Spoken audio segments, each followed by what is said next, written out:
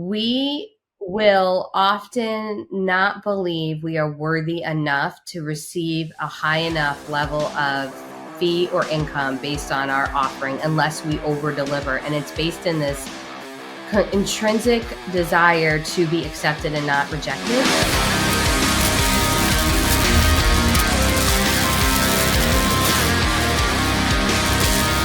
Why do you feel so many coaches and consultants tend to stick to to one-on-one client work and refuse to make that transition that you made?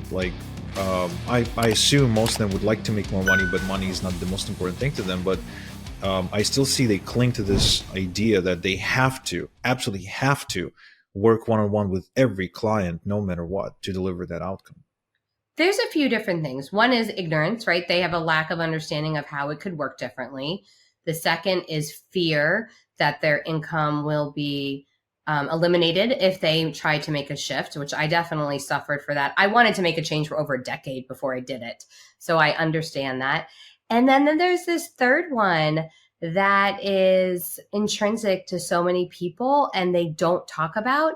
And it's something that still, when I talk about it, makes me want to throw up. And that is the fear of rejection.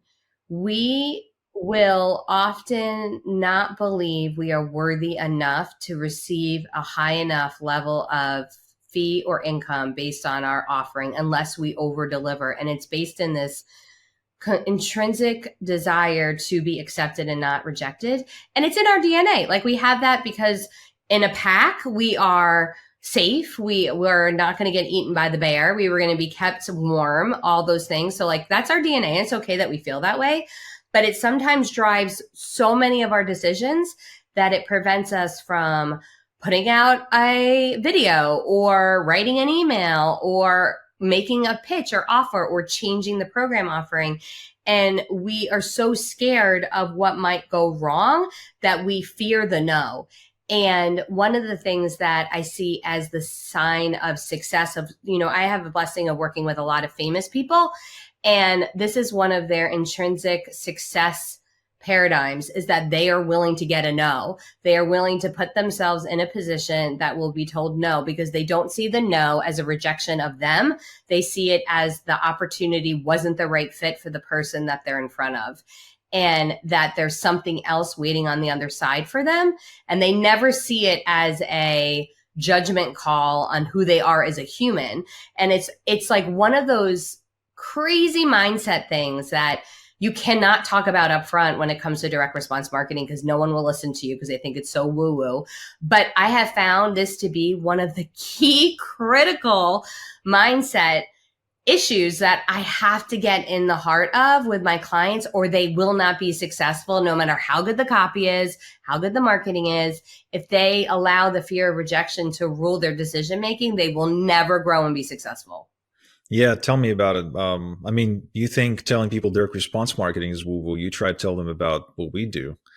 It's like rocket science, and I see this all the time, the fear of rejection you mentioned. I see it all the time with our clients who ask us to help them build a list, and then, we hand them a list and they just don't email. They simply don't. And there's not enough subject line templates I can give them, not enough, email copy techniques. It just comes down to them not willing to hit the send button. Right. And I think, like, this is one of those things that they have to be willing to look at this. And it's such a weird thing. Like, they'll come to me for marketing, and then I'm going to say, like, I want you to talk to me about like something your parents did that made you feel rejected. And they're like, what? But like, we legit have to get to that. And to say that decision they made or the way they made you feel was not right. It didn't mean that you were anything other than the amazing human that you are. And they literally have to start to reprogram their brain, which is a heavy idea when they just wanted more leads. But if we don't get to that point, they will never be able to leverage the leads that they get. Yeah, that's so true. So this begs the question, I guess, what made the difference for you in those 10 years that, took you to make that transition? When did it click, and what happened? I still struggle with it. I'm going to be honest. I still do things like I'm going to be making an offer later today, and even thinking about it still makes my stomach, like, I literally, every time I keep talking to you about this, it makes my stomach hurt. And so I have trained myself to a place of, even though this is a fear I have, and even though I get really uncomfortable, I'm going to do it anyway. That's as good as I've gotten working on it all these years. So it's not gone away from me at all. I still deal with this on a regular basis. And I look at the two options, right? So my two options are either do nothing and regret not having done it, or put myself out there for with the chance of being rejected. They neither one of them is good. Which one could help me more? That's what I always ask myself. And the chance that I'll be rejected could help me more than doing nothing, because there's a chance that it could go well. So I am always balancing that in a rational way, that even though that this is a fear, there's a chance that it could do more good than doing nothing at all. Okay, I have a bit of a different paradigm about this. As I'm, you know how Tony Robbins says that people do things for pleasure and to escape pain. Mm-hmm. So I'm Mm-hmm. very much on that side of the spectrum, escaping the pain all my life. And my technique to push myself into action, it usually involves finding a bigger bear, so to speak. Right. Mm-hmm. So in other words, like if fear of rejection is a bear that's going to eat me, and it's scary, then my job, and again, that's how my brain works. I'm pretty Yeah. sure most people are not like that. They're more positive oriented. But for me, No, you know, a lot of people are negative oriented, actually, but continue on. okay, well, then, for me, you can't really, sweet talk me into it. It's like, oh, if you do this, this is going to happen. This is going to happen. You're going to buy a dream car or whatever. That just doesn't register at all. It doesn't hit me at all. But if I just sit for a second and I try to imagine myself on my deathbed and, kind of try to track the decision I'm making today not to take this opportunity, and Mm-hmm. then on my deathbed regretting about it, or living a life that doesn't fit a standard that I set for myself, or something like that, something that kind of fits my personality. Mm-hmm. And that fear is greater than the fear of rejection or fear of failure, or fear of embarrassment. Then Mm-hmm. it's pretty much a given that I'm going to execute. I kind of, it kind of happened to me by accident when I got into, online businesses. And it was basically fear of living a mediocre life versus fear of learning technicalities of the business, putting myself on a webinar or an online presentation or recording a video, whatever the action steps are.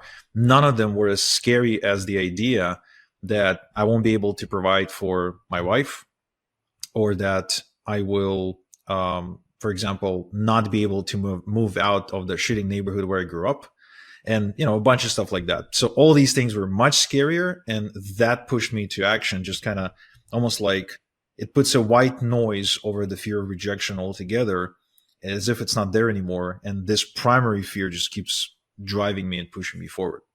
Yeah, I think that's amazing. Here's the challenge you get into, right? So that was mine back in the day. Like, I had to hawk an engagement ring in order to make payroll. So I've been in that place of like, we got to do something because there's nothing left to do. The challenge becomes my target market now is not in pain. They are comfortable.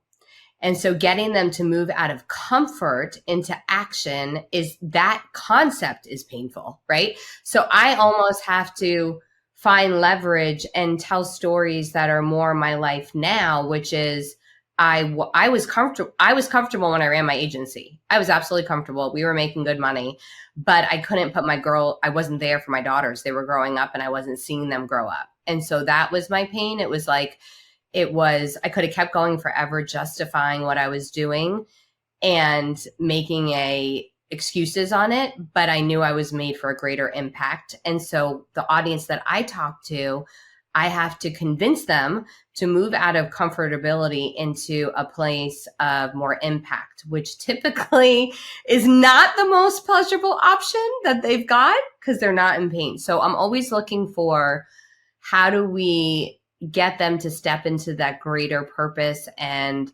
role that they know they were destined for, when it creates risk that they don't currently have. That's really interesting. Um, that is a really cool transition that you made there. You know, serving a market that isn't in pain. It's actually a concept I'm not familiar with, Mm-hmm. because I spend my life actually looking for pain points and kind of Mm-hmm. going into markets with like very obvious pain points that I can just Yeah. poke, just Mhm. bam, and they light up like a Christmas tree. Yeah, they have a pain point of like they think about their funeral someday and they don't like what their kids are going to say about them because they think their kids will say they weren't present enough and they weren't as successful as they should have been. It could have been for how little they saw them. And so that is a real pain point, but it's not like my mortgage is going to not be paid pain point. And so what I leverage is like how their life is good, but it could be great. And do they want to have a great life? And how do they want to leave the legacy for their kids? But it's a more it's not as quick and immediate of a need that they have. And that's why I have to get them to a place of wanting to take action, even though they don't have to.